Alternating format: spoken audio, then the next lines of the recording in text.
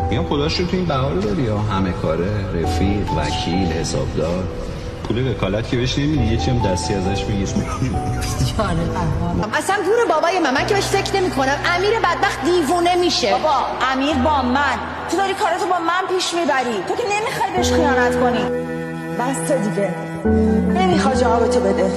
گفتم خود بیا همه چی بفهم. فردا اگه ازم پرسید یا آقا مامانم کجاست چرا رفت بگم من لیاقت نداشتم دیگه قربونت برم نمیخواد الان به اون بچه بگم من همیشه کنارشم به خود میدم.